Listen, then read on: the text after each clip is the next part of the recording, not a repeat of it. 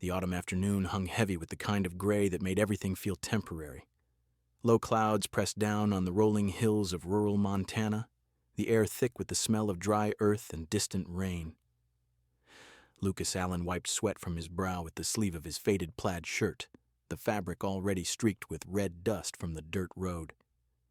His old John Deere tractor sat dead in the middle of the lane engine's silent fuel gauge, mocking him with its empty needle. He'd been trying to coax it back to life for the better part of an hour, checking spark plugs, tapping the fuel line, cursing under his breath, but nothing worked. The machine had simply given up, just like everything else in his life seemed to do eventually. Lucas glanced at the small figure sitting on the tailgate of his pickup truck a few yards away. Emily, 6 years old and small for her age, swung her legs back and forth, her pink rain boots kicking up tiny clouds of dust.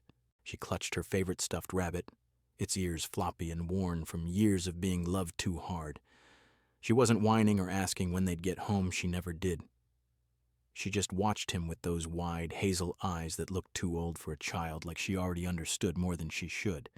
"Daddy, is the tractor sick again?" she asked quietly. Lucas forced a smile. "Yes, sweetheart. Just a little tired. Like me." He straightened hands on his hips and looked around. No cars had passed in the last 30 minutes. No cell signal out here, never was. The farm was 20 miles from the nearest town, and the road between was mostly forgotten. He couldn't leave Emily alone in the truck while he walked for help, and he couldn't carry her and the toolbox at the same time. His gaze settled on the only structure visible in the distance, a weathered 2-story farmhouse tucked against a stand of cottonwoods, its tin roof glinting dully under the flat sky. Smoke curled lazily from the chimney. Someone was home.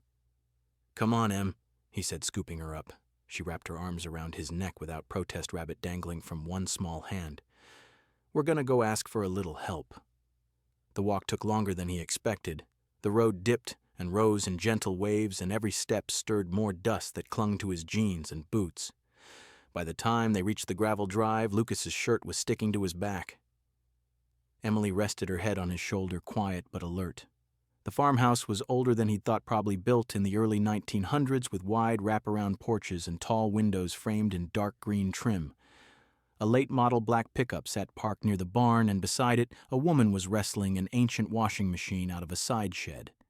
She wore faded jeans work boots and a flannel shirt tied at the waist. Her blonde hair was pulled into a messy bun, strands escaping and sticking to her neck in the humidity. She looked tired, dusty, and determined. Lucas hesitated at the edge of the yard. He wasn't used to asking for favors. Pride had kept him from knocking on too many doors over the last 3 years. But Emily's small hand tightened on his collar, and he took a breath. "Excuse me," he called, stepping forward. "Sorry to bother you." The woman straightened, brushing her hands on her thighs, and turned. Up close, she was younger than he'd guessed, late 20s, maybe early 30s, with sharp green eyes and a scattering of freckles across her nose. She studied him for a moment, then glanced at Emily, and something in her expression softened. "No bother," she said. Her voice was calm, low, with the faintest trace of an accent he couldn't place. "What's going on? Trucks out of gas, tractors dead about half a mile back. No signal. I was hoping. Maybe you've got a phone I could use, or a little gas I can pay you back." She wiped her forehead with the back of her wrist. "Phone's inside. Gas is in the barn. Come on in. I've got coffee on." Lucas followed her up the porch steps, Emily still in his arms. The screen door creaked as she held it open.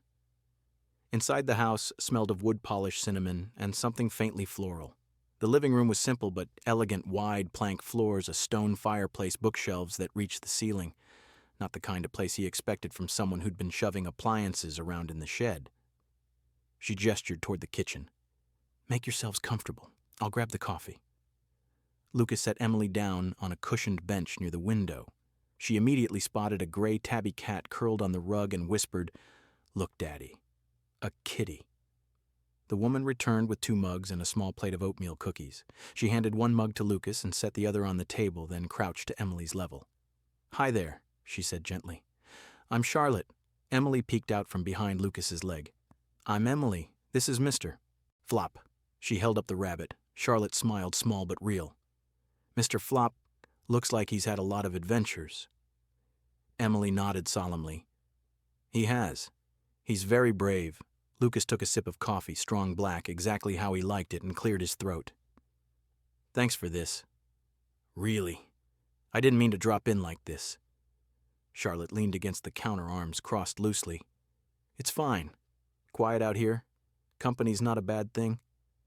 He glanced around again, taking in the details he'd missed before the framed black and white photographs on the wall, the expensive-looking leather chair by the fireplace, the faint gleam of a laptop on the side table. This wasn't a hired hand's place. This was someone's home. Someone with money. So... You work here long? He asked, trying to make conversation. Boss must be particular, huh? Fancy house like this. Charlotte's lips twitched. She took a slow sip of her own coffee. Very particular. Difficult, even. Sometimes I don't know how I put up with her. Lucas chuckled, relaxing a little. Yeah, I get that. Had a few bosses like that myself. Thought they owned the world. Emily tugged on his sleeve. Daddy, she's pretty. Like the princess in my book. Charlotte's gaze flicked to the little girl, then back to Lucas. Something unreadable passed across her face, surprise maybe, or amusement. She thinks I'm a princess, Charlotte said softly. But I don't believe in princes. Lucas met her eyes for a moment longer than he meant to. There was something in them, weariness maybe, or a guarded kind of hope that made the room feel smaller. He didn't know it yet, but the woman pouring him coffee wasn't the housekeeper. She was Charlotte Moreau, CEO of Carson Agritech, one of the largest agricultural development firms in the Northwest. She owned this farm, the land around it, and though he had no idea, the very mortgage that was choking the life out of his own small plot 20 miles away. And Emily, watching quietly from her bench, already sensed something Lucas couldn't yet see, that the woman in front of them wasn't just being kind. She was lonely. The coffee cooled in their mugs. Outside, the clouds finally broke and the first soft rain of the afternoon began to fall, tapping against the tin roof, like a question no one had yet dared to answer. Before we continue, please tell us, where in the world are you tuning in from? We love seeing how far our stories travel. As the rain began to patter steadily against the tin roof, the kitchen felt smaller, warmer, more intimate than it had any right to. The overhead light cast a soft golden circle over the table, catching the steam rising from the coffee mugs and the faint cinnamon scent of the oatmeal cookies Charlotte had set out. Lucas sat with his elbows on the worn oak surface, hands wrapped around the mug like it was an anchor. Emily had slid off the bench and was now cross-legged on the rug near the fireplace, whispering secrets to the gray tabby that had wandered over to investigate her. Rusty, the old farm dog, had claimed a spot beside her chin, resting on her knee-tail, thumping lazily. Charlotte leaned against the counter for a moment longer than necessary, watching the scene with an expression she couldn't quite name. Then she pushed off and sat across from Lucas, cradling her own mug. The silence between them wasn't awkward, not yet. It was the kind of quiet that happens when two people are deciding whether to keep talking or let the moment slip away. So she said eventually, "You mentioned the farm's been in your family a while." Lucas nodded, staring into his coffee. "My grandfather built it back in the 50s. My dad kept it going, taught me everything. After he passed, it was just me and Sarah, my wife. We were going to make it work. Raise Emily there, maybe add a few more acres of hay, sell direct to the local markets." He gave a small, wry smile. "Plans change." Charlotte waited. She didn't push. She'd learned long ago that people only told you what they were ready to say. "Sarah got sick 3 years ago." He continued, voice steady but quieter. "Breast cancer. Stage 4 by the time they caught it. I quit my job at the engineering firm in Bozeman, good pay, benefits, the whole package. I figured I'd find something else after. But you know how it is. Once you're out of the game for a while, especially with a kid in tow, doors start closing. I couldn't leave Emily with sitters all day. Couldn't afford full-time daycare on what little savings we had left. So I came home, took care of Sarah until the end. Then it was just me and Em." He glanced over at his daughter. Emily was now showing the cat a picture she'd drawn on the back of an old receipt, 2 stick figures, and a rabbit under a big yellow sun. After Sarah passed, the medical bills ate everything. The farm mortgage went into default. Bank's been patient, but patience has an expiration date. He shrugged, the motion small and tired. "I fix what I can. Take odd jobs, sell what produce we grow. Keep the lights on, but every month feels like borrowing time. Charlotte listened without interrupting. When he finished, she didn't offer platitudes. She didn't say, "I'm sorry," or "it'll get better." She simply looked at him, really looked, and said, "That's a lot to carry alone." Lucas met her gaze. "Everyone carries something." She exhaled slowly. "Not everyone carries it with a 6-year-old watching." A beat passed. Then Charlotte set her mug down and leaned forward slightly. "I lost my mother when I was 6, she said. The words came out quiet, almost surprised, like she hadn't planned to say them. Car accident. One day she was there reading me stories, braiding my hair. The next she was gone. My father. He tried, but he didn't know how to be a parent without her. He threw himself into work. I grew up in a big house that always felt empty. Learned early that people leave or they stay, but they're not really there. Lucas's brow furrowed, not in pity, but in recognition. I spent years building walls, she went on. Went to college, climbed the ladder, took over the company. Thought if I controlled enough money-land decisions, no one could hurt me again. Then I got engaged. Thought I'd finally found someone safe. She gave a short, dry laugh. He left after the accident. I'd been in a car wreck, nothing dramatic, just enough to leave me with a limp I can't quite shake. Doctors said it would improve with time, but he didn't wait. Said he couldn't picture a future pushing a wheelchair. That was the last time I let anyone close. She looked down at her hands, fingers laced together on the table. I bought this farm a few years ago. Thought it would be a retreat. Somewhere quiet. Turns out quiet just gives you more space to think about everything you're avoiding. Lucas didn't speak right away. When he did, his voice was low. I used to think the hardest part was losing Sarah. Then I realized the hardest part was waking up every day knowing Emily's counting on me not to fall apart. Some nights I sit on the porch after she's asleep and wonder if I'm enough. If I'm giving her what she needs. If she'll remember her mom, or if all she'll remember is me trying and failing to keep the roof over our heads. Emily's soft giggle floated over from the rug. She was now trying to teach Rusty to shake hands, and the dog was obliging with exaggerated patience. Charlotte watched them for a long moment. Then she said, "She's lucky to have you." Lucas shook his head. "I'm lucky to have her. She's the reason I get up, the reason I keep trying." Another silence settled softer this time. The rain had picked up, drumming steadily on the roof. Inside, the fire crackled. Rusty sighed contentedly. Emily yawned, rubbing her eyes. Charlotte stood. "It's getting late. You're welcome to stay until the rain lets up. There's a guest room upstairs. Clean sheets. I'll make up the couch if you'd rather stay down here." Lucas hesitated. Pride warred with practicality. Then he looked at Emily, already half asleep against the dog, and nodded. "Thank you," he said. "We'll take the couch. Don't want to impose." "You're not imposing," she replied. "Your company." She disappeared upstairs for blankets and pillows. When she returned, Lucas had already lifted Emily onto the couch, tucking Mr. Flop under her arm. The little girl murmured something about princesses and brave rabbits before drifting off completely. Charlotte handed him a thick quilt. Their fingers brushed just for a second, and both of them paused, startled by the contact. Neither pulled away immediately.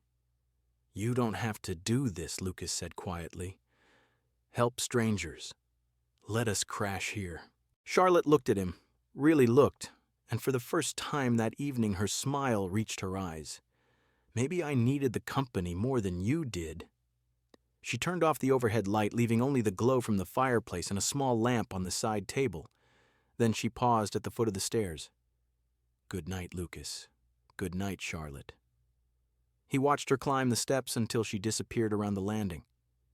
Then he sat on the edge of the couch, watching his daughter sleep, listening to the rain. He didn't know it yet, but the woman who had just offered him shelter wasn't just being kind out of obligation. She was remembering what it felt like to be seen not as a CEO, not as a name on a deed, but as a person who still hurt, who still hoped. And somewhere in the quiet spaces between the raindrops, something neither of them had expected began to stir, something that felt dangerously close to possibility. 1 week later, the late afternoon sun cast long shadows across the gravel drive of the farmhouse. Lucas pulled up in his battered pickup, the engine coughing once before falling silent.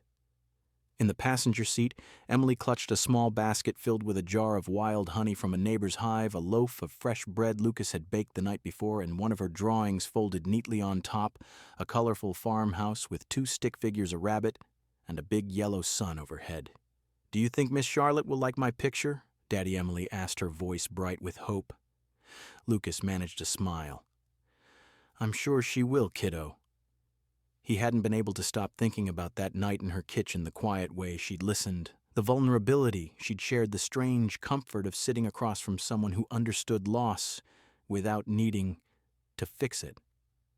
But he also hadn't expected to return so soon. Something about her had stayed with him like a half-remembered melody he couldn't quite shake. They walked up the porch steps together. Charlotte was already waiting in the open doorway, wearing jeans and a simple white shirt, her hair tied back loosely. She looked relaxed, almost expectant. "You came back," she said, a small smile touching her lips.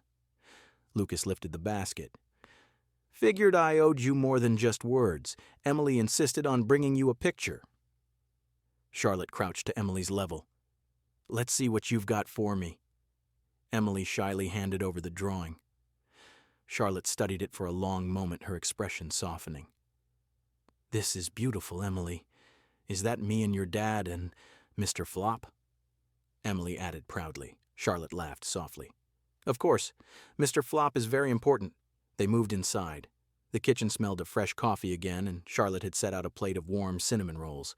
They sat as they had before, the conversation flowing easier this time, about the weather turning colder, about Emily's latest school project, about the old tractor Lucas was still fighting to keep running. Then Charlotte's phone buzzed on the counter. She glanced at the screen. Lucas caught a glimpse of a sleek corporate logo flashing briefly before she silenced it. "Work?" he asked casually. Charlotte hesitated, then set the phone face down. Something like that. The conversation resumed, but Lucas's curiosity had been piqued. There was something about the way she'd looked at the screen, guarded, almost reluctant, that didn't quite match the woman who had opened her home to them without question. A few minutes later, the phone buzzed again. This time, Lucas saw the name clearly: Carson Agritech, Executive Office. His brow furrowed. Carson Agritech, that's a big company.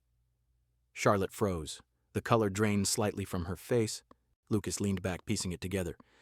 "Wait, you said you run this farm, but Carson Agritech, they own half the land in this county. Are you—" She closed her eyes for a second, then exhaled. "I'm Charlotte Moreau, CEO of Carson Agritech. This farm is one of our properties. I bought it as a personal retreat a few years ago." The words landed like a quiet explosion. Lucas's mind raced. Carson Agritech. The same company that had laid him off 2 years earlier during a round of cost-cutting. The same company that had canceled his health insurance right when Sarah needed it most. The same company whose decisions had pushed him to the brink of losing everything. "You?" His voice was low, controlled, but there was a tremor underneath. "You signed off on the layoffs. My layoffs." Charlotte didn't look away. "Yes, I did. At the time I saw numbers, budgets, survival of the company. I didn't see faces. I didn't see you." Lucas stood up slowly, the chair scraping loudly against the floor. Emily looked up from her drawing, sensing the sudden tension. "So all this time," he said, voice tight, "I've been sitting in the kitchen of the woman who helped take my job, my insurance, my wife's last chance." Charlotte rose as well, her hands resting on the table. "I'm sorry, Lucas. I truly am." "If I had known you didn't need to know my name," he cut in. "That's the problem. None of you ever did." The room felt smaller, the air thicker. Emily's eyes darted between them, her lower lip trembling. Charlotte's voice softened. "I can't undo what happened. But I can tell you this: I've regretted more decisions in the last few years than I can count. And meeting you, meeting Emily, it's made me see those decisions differently." Lucas looked at his daughter, then back at Charlotte. The anger was there, raw and real, but so was something else: exhaustion, confusion, the weight of too many losses. "I need air," he said finally. "Emily, stay here for a minute." He stepped out onto the porch, the screen door banging shut behind him. The late afternoon wind carried the scent of rain and earth. Inside, Charlotte knelt beside Emily and gently took her small hand. Outside, Lucas stared across the fields, the same fields that had once been part of the life he'd fought so hard to keep. And somewhere in the quiet between the porch and the horizon, the first cracks in the wall between them began to form, not with forgiveness yet, but with the painful, necessary honesty that comes when two wounded people finally see each other clearly. 3 days of silence followed. Lucas did not return to the farmhouse. Charlotte did not call. The rain continued falling in thin, persistent sheets, turning the dirt roads into slick ribbons of mud.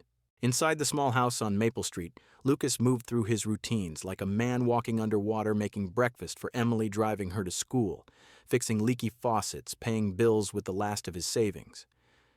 He did not speak of Charlotte. He did not allow himself to think of her. But every time he passed the old John Deere tractor still sitting dead in the lane, he remembered the warmth of her kitchen, the way she had listened without judgment, and the terrible weight of the truth she had carried. Emily noticed everything.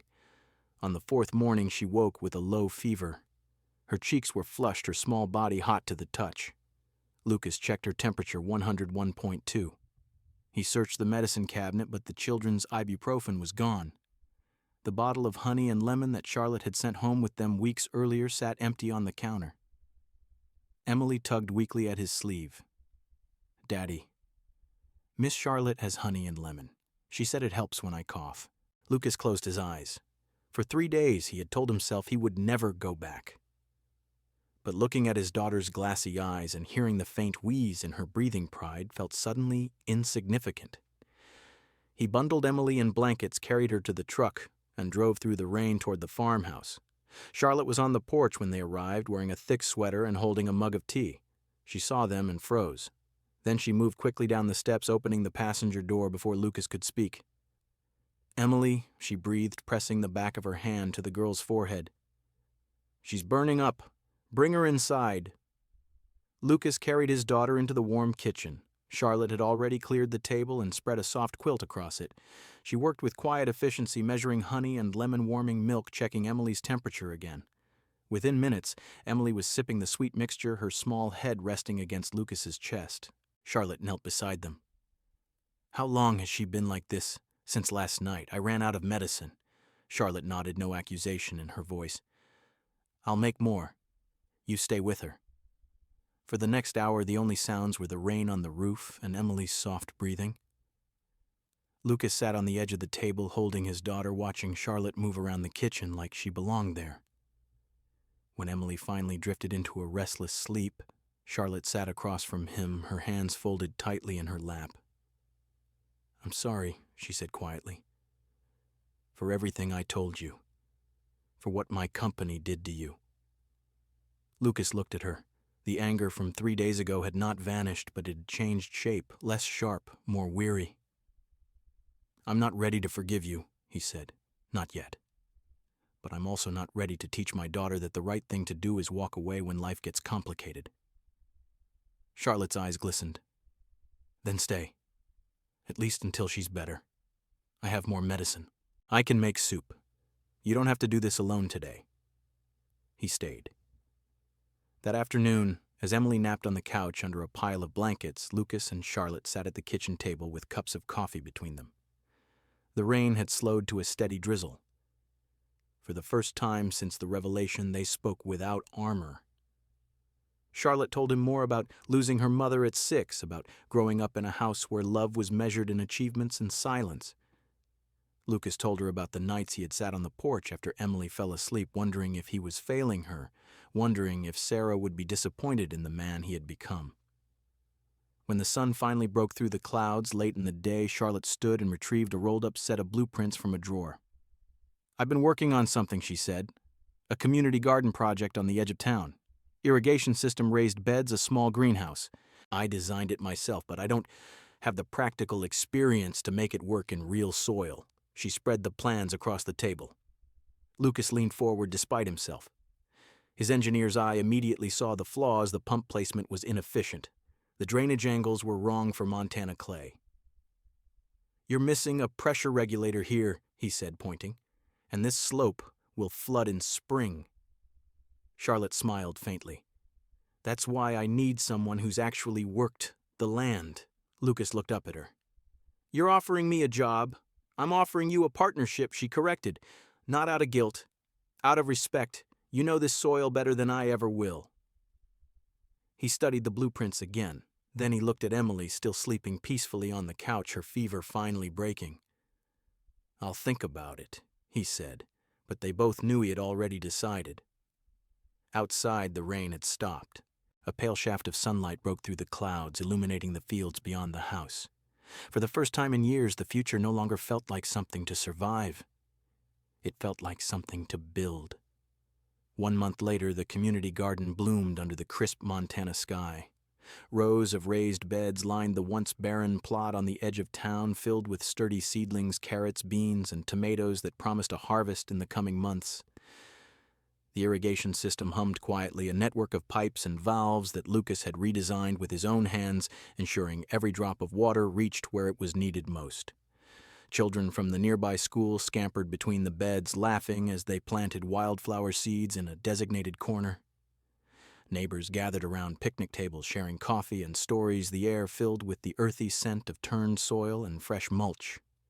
Lucas stood at the far edge, leaning against a new fence post he had set himself. He watched as Emily knelt beside Charlotte, both of them pressing tiny seeds into the damp ground.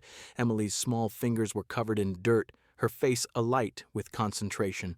Charlotte guided her, gently explaining how the roots would grow strong if they gave them space. The two of them looked natural together, like they had always been this way, laughing over a misplaced seed, wiping mud from their hands on old rags. He hadn't expected it to feel like this. The project had started as a way to bridge the gap, to turn anger into something productive. But over the weeks, it had become more. They had worked side by side, measuring, digging, troubleshooting, talking less about the past and more about the small victories of the present. Charlotte had shared her vision for the garden as a place for families to connect, to grow not just food but roots in the community.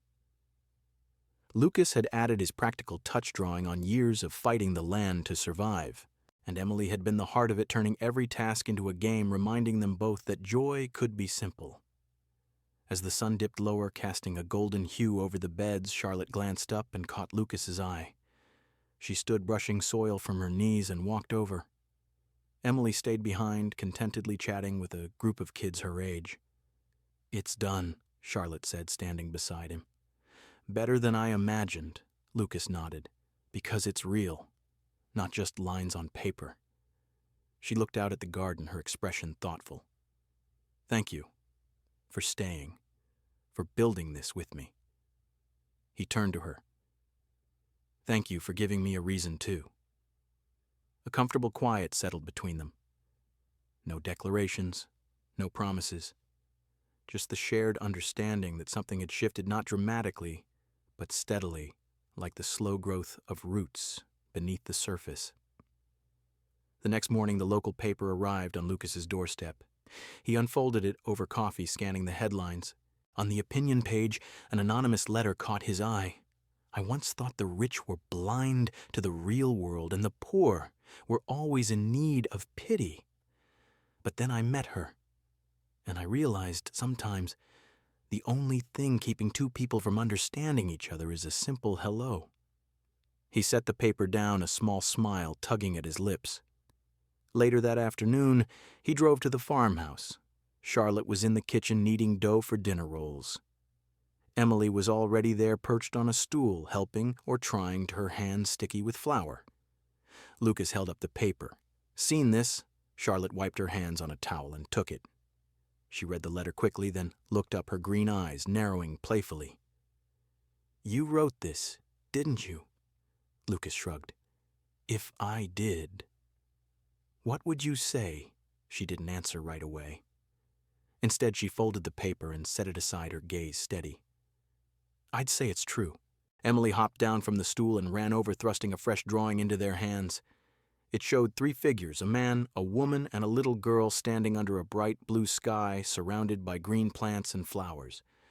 At the bottom, in wobbly letters, she had written, Family. What's this? Lucas asked, crouching to her level. It's us, she said matter-of-factly. The garden needs water and sun. People need each other. Charlotte knelt beside them, touching the drawing gently. "You're right, sweetheart. We do. They didn't speak of love that day, or the next, but the mornings began to include shared breakfasts, black coffee for Charlotte, scrambled eggs for Lucas, sweet pancakes for Emily. The evenings brought quiet walks through the garden, watching the first sprouts push through the soil. The project expanded a tool shed, a composting area, and with it, their lives intertwined a little more each day. Charlotte remained the guarded CEO, making decisions from her office in town, but returning to the farm with stories to share. Lucas stayed the calloused-handed father, fixing what was broken, providing what was needed. And Emily was the bridge, her innocent wisdom reminding them that healing didn't require perfection, just presence.